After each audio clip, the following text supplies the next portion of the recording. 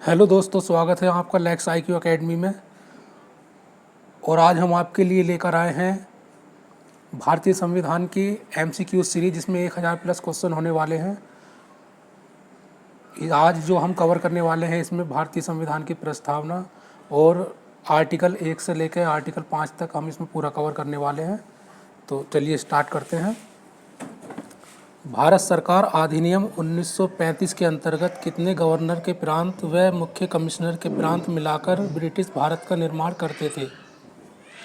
Option number 1 14 व 7, option number B 11 व 7, option number C 15 व 9, उपरोक्त में से कोई नहीं। इसका आंसर है ऑप्शन नंबर बी 11 व 7। अगले क्वेश्चन पर चलते हैं। भारत सरकार अधिनियम के अधीन एक संरक्षक न्यायालय का गठन किया गया जो कहलाता था प्रिवी काउंसिल, उच्चतम न्यायालय, उच्च न्यायालय, संघीय न्यायालय। वो कहलाता था संघीय न्यायालय।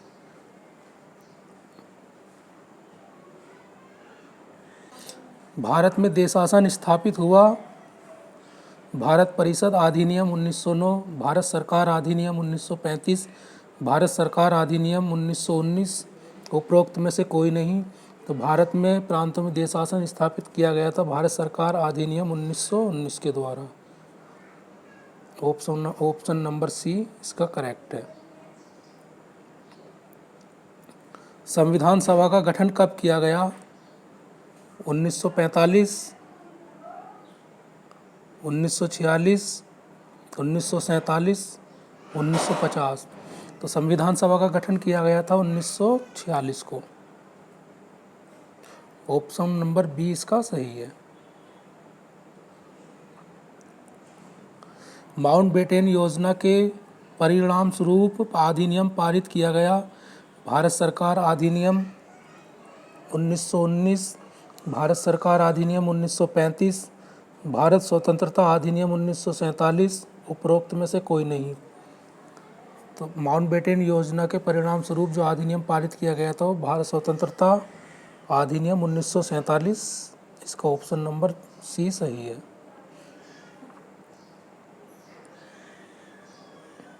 भारतीय संविधान सभा के पहले अध्यक्ष कौन थे? भारतीय संविधान सभा के पहले अध्यक्ष doctor Rajendra Prasad. Option number C इसका सही है। भारतीय संविधान सभा के अध्यक्ष थे जनता द्वारा सीधे चुने हुए, भारतीय राष्ट्रीय कांग्रेस द्वारा नामित भारतीय राजकुमारों के प्रतिनिधि, प्रांतीय विधानसभाओं द्वारा चयनित। इसका ऑप्शन नंबर डी सही है, प्रांतीय विधानसभाओं द्वारा चयनित। किसकी सिफारिश पर संविधान सभा का गठन किया गया? क्रिप्स मिशन, बेवेल योजना, लॉर्ड माउंटबेटन योजना, कैबिनेट मिशन प्लान। तो इसका option number D cabinet mission plan.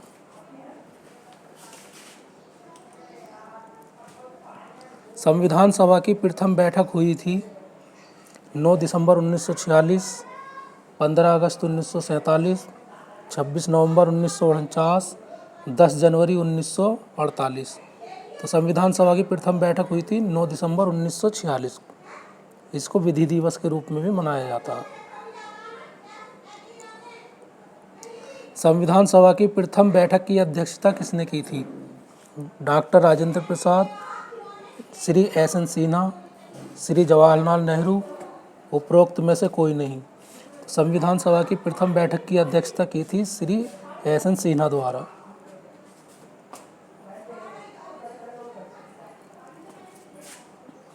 संविधान बनाने वाली ड्राफ्ट कमेटी के अध्यक्ष कौन थे? Doctor Rajendra Prasad, Frank आंथनी, BR Ambedkar, Motilal Nehru. तो संविधान बनाने वाली ड्राफ्ट कमेटी के अध्यक्ष थे डॉक्टर BR अम्बेडकर।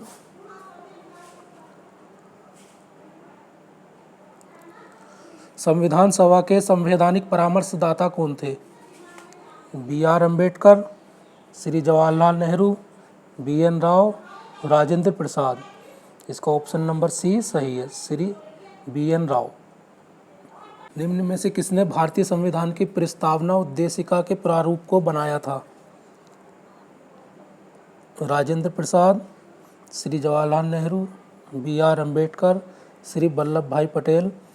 तो प्रस्तावना के प्रारूप को बनाया था श्री जवाहरलाल नेहरू द्वारा।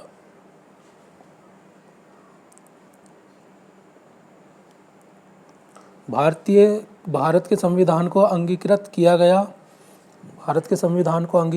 गया था 14 नवंबर 1947, 17 अक्टूबर 1949, 26 नवंबर 1949, 6 दिसंबर 1949। भारत के संविधान को अंगीकृत किया गया था 26 नवंबर 1949 को और 26 जनवरी 1950 को लागू किया गया था। संविधान सभा ने राष्ट्रीय ध्वज तिरंगे को स्वीकार किया 26 जनवरी 1950, 24 जनवरी 1950, 22 जुलाई 1947, 15 अगस्त 1947।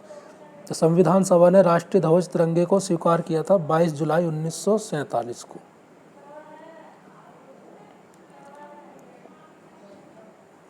भारतीय संविधान कब लागू हुआ? भारतीय संविधान लागू हुआ 26 जनवरी 1950 को।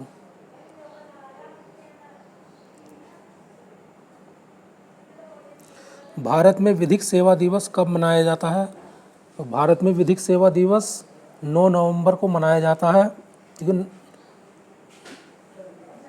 कब मनाया जाता है? 9 नवंबर को। 9 नवंबर 1946 को प्रथम संविधान सभा की प्रथम बैठक हुई थी। उसी के उपलक्ष्य में विधिक सेवा दिवस हर एक साल मनाया जाता है। विधिक संप्रभुता भारतीय संविधान में निवास करती है, ना कि हम भारत के लोग में। यह विचारधारा व्यक्त की गई थी लखनऊ विकास प्राधिकरण बनाम A.K. गुप्ता के बाद में, शंकरी प्रसाद के बाद में, गोलकनाथ के बाद में। तो ये विचारधारा माननीय सुप्रीम कोर्ट द्वारा केशवानंद भारती के बाद में प्रयुक्त की गई थी।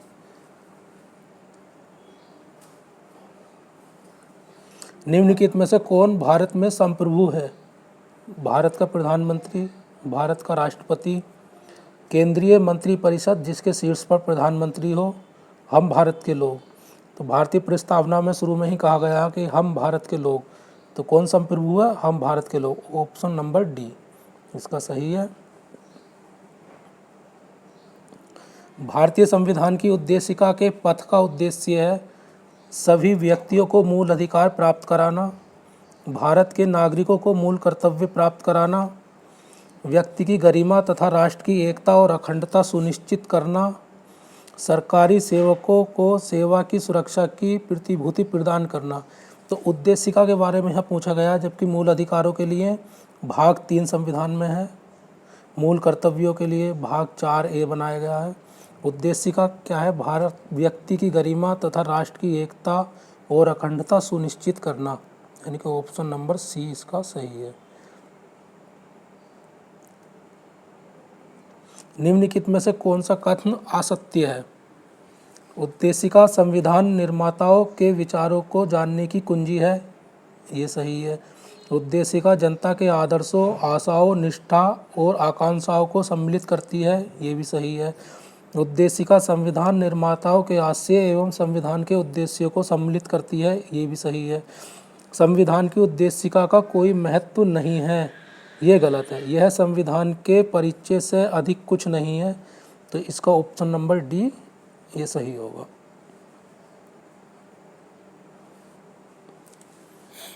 व्यक्ति की गरिमा और राष्ट्र की एकता एवं अखंडता सुनिश्चित करना भारत के प्रत्येक नागरिक का मूल कर्तव्य है, राज्य का एक नीति निर्देशक तत्व है, भारत के संविधान की प्रस्तावना के अंतर्गत एक संकल्प है, भारत में प्रत्येक व्यक्ति का एक मूल कर्तव्य है। तो ये क्या? व्यक्ति की गरिमा और राष्ट्र की एकता एवं अखंडता सुनिश्चित करना, ये भारतीय संविधान के प्रस्तावना के अंतर्गत एक संकल्प है। तो ऑप्शन नंबर सी इसका सही है।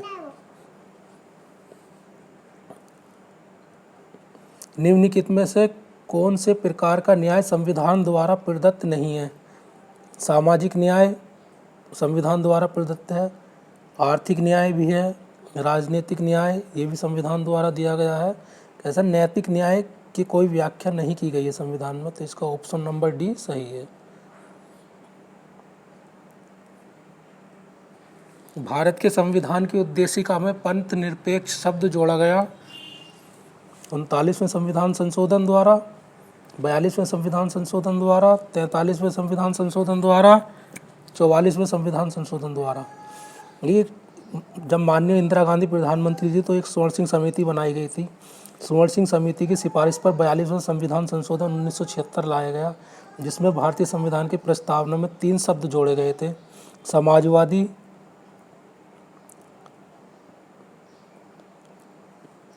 अखंडता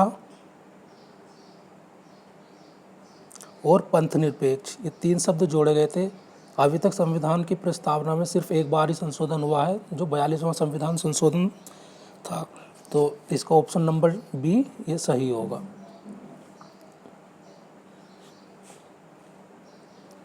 संविधान की उद्देशिका में भारत के लोग भारत को प्रभुत्व संपन्न लोकतंत्रात्मक गणराज्य, प्रभुत्व संपन्न समाजवादी लोकतंत्रात्मक गणराज्य, प्रभुत्व संपन्न समाजवादी पंथ निरपेक्ष लोकतंत्रात्मक गणराज्य, प्रभुत्व संपन्न समाजवादी राजनीतिक लोकतंत्रात्मक गणराज्य। तो इसका ऑप्शन नंबर सी सही है कि भारत की उद्देशिका में भारत के लोग भारत को प्रभुत्व संपन्न समाजवादी पंथ निरपेक्ष लोकतंत्रात्मक गणराज्य बनाने हेतु दृढ़ संकल्पित हैं। तो ऑप्शन नंबर सी इसका सही है। किस वाद में प्रस्तावना को संविधान का अभिन्न अंग माना गया? तो देखिए, माननीय उच्चतम न्यायालय द्वारा केशवानंद भारती के बाद में प्रस्तावना को संविधान का अभिन्न अंग माना गया था।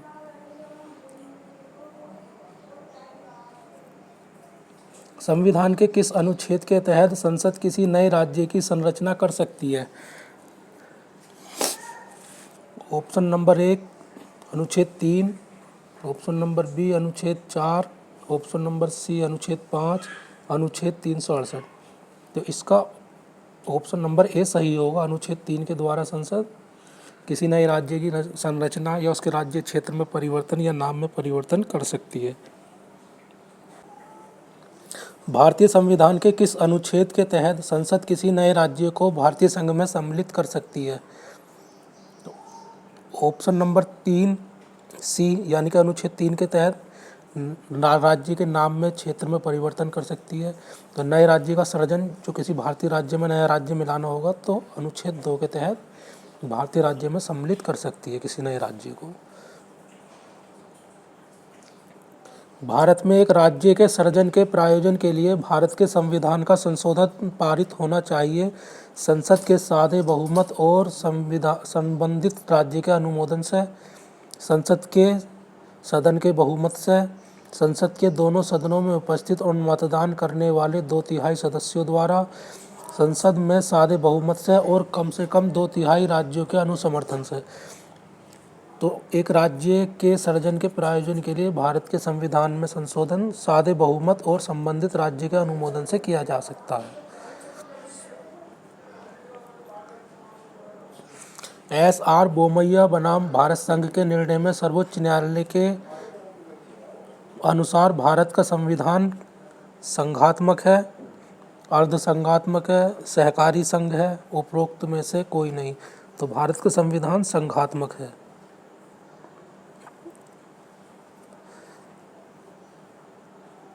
निम्नलिखित कथनों पर विचार कीजिए। अलिखित संविधान, लिखित संविधान, मुख्यतः भारत सरकार अधिनियम 1935 पर आधारित। कथन 2 और 3 सही हैं। कथन 2 कहता है लिखित संविधान और 1 कहता है अलिखित संविधान, गलत है। कथन 2 कहता है लिखित संविधान, भारत का संविधान कैसा लिखित संविधान है और मुख्यतः भारत सरकार अधिनियम 1935 पर आधारित है। तो इसका ऑप्शन नंबर बी सही है।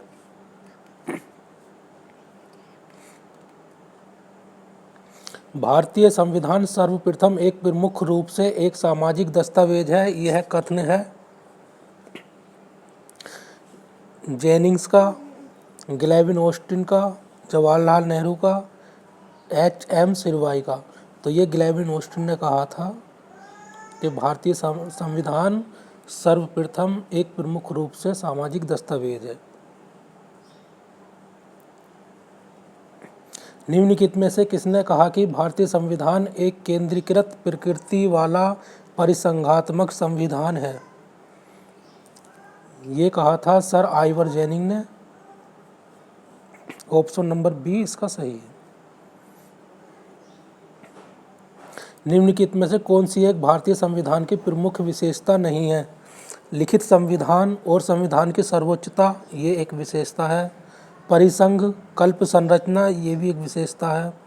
प्रतिबद्ध न्यायपालिका, शक्तियों का वितरण, तो ये एक विशेषता नहीं है प्रतिबद्ध न्यायपालिका, क्योंकि न्यायपालिका भारतीय संविधान के अनुसार स्वतंत्र है, वो किसी के प्रति प्रतिबद्ध नहीं है। तो ऑप्शन नंबर सी इसका सही है।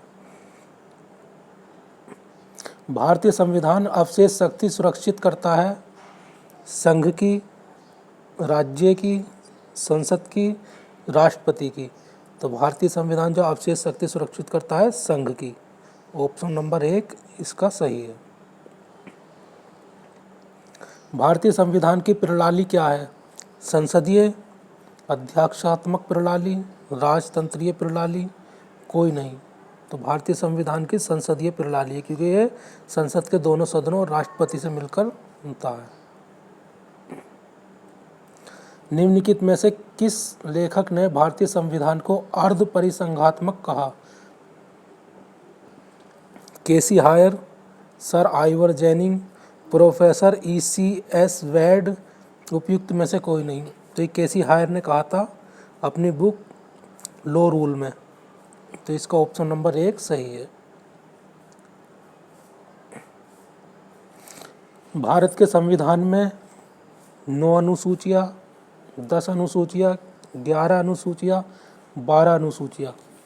भारत के मौजूदा संविधान में 12 अनुसूचियाँ हैं, और जो मूल संविधान था उसमें 8 अनुसूचियाँ थीं। बाद में अनुसूचियाँ उसमें जोड़ी गई संविधान संशोधन। तो इसका ऑप्शन नंबर डी सही है कि 12 अनुसूचियाँ हैं वर्तमान। भारत के मूल संविधान में अनुच्छेद एवं अनुसूचियों की संख्या क्या थी? तो देखिए, मूल संविधान की बात किया गया है तो मूल संविधान में 395 अनुच्छेद व 8 अनुसूचियाँ थी। वर्तमान में कितनी? 12 अनुसूचियाँ हैं।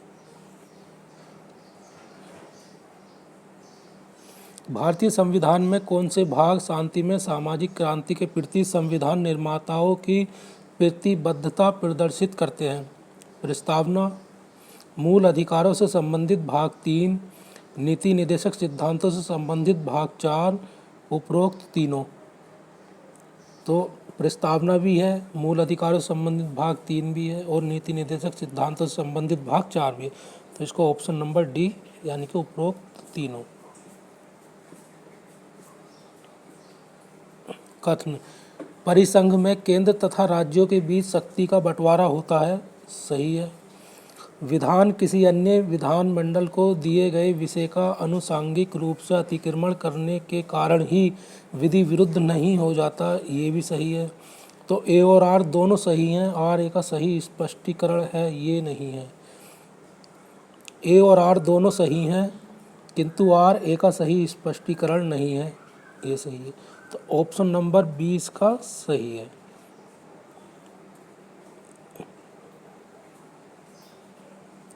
संविधान में प्रबल केंद्रीय संघ की विचारधारा का उपबंध लिया गया है संयुक्त राष्ट्र अमेरिका से, ऑस्ट्रेलिया से, इंग्लैंड से, कनाडा से। तो प्रबल केंद्रीय संघ की विचारधारा का उपबंध लिया गया है कनाडा से।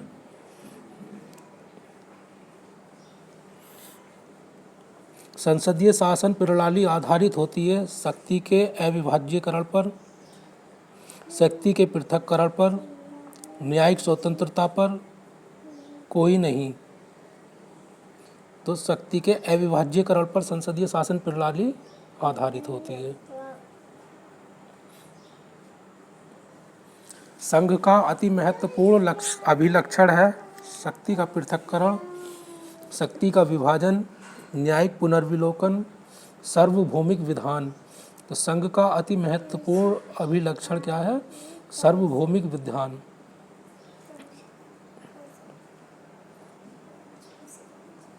भारतीय संविधान के अंतर्गत संप्रभुता संबंधित है राष्ट्रपति, संसद, लोगों से कार्यपालिका, न्यायपालिका तथा विधायिका। तो ये लोगों से संबंधित है। प्रस्तावना में शुरू में ही दिया गया है, हम भारत के लोग। निम्नलिखित में से किसे शक्ति का सर्वोच्च स्रोत माना जाता है? भारत के सर्वोच्च न्यायालय को, भारत की संसद को, भारत के राष्ट्रपति को, भारत के संविधान को। तो शक्ति का सर्वोच्च स्रोत माना गया है भारत के संविधान को, क्योंकि संसद, राष्ट्रपति और सर्वोच्च न्यायालय ये सब संविधान द्वारा बनाए गए नियमों द्वारा ही चलाए जाते हैं। भारत के संविधान के अनुच्छेद 5 में प्रयुक्त वाक्यांश प्रत्येक व्यक्ति में शामिल है। एक बंदी, सशस्त्र सेनाओं का सदस्य, भारतीय क्षेत्र के अंदर जन्मा व्यक्ति, ये सभी। तो अनुच्छेद 5 नागरिकता से संबंधित है और नागरिकता के 3 क्राइटेरिया उसमें बताए गए हैं। जन्म से भारतीय हो, जिसने भारत में जन्म लिया हो, जिसके माता या पिता, मातामह या पितामह में से कोई भारत में जन्मा हो, या जो संविधान के लागू होने से 5 वर्ष पूर्व से भारत में निवास करता हो, वो भारत का नागरिक माना जाएगा। तो एक बंदी, सशस्त्र सेनाओं का सदस्य, भारतीय क्षेत्र के अंदर जन्मा व्यक्ति, अगर ये सभी इन क्राइटेरिया को पूरा करते हैं तो ये सभी, तो उपयुक्त वाक्य में प्रत्येक व्यक्ति में शामिल है ये सभी। ऑप्शन नंबर डी इसका सही है। विधि प्रशासन की व्याख्या से संबंधित विधि शास्त्री है ओपनहाइम, जेनिंग, डायसी, कोई नहीं। तो इसका आंसर है ऑप्शन नंबर डी, डायसी।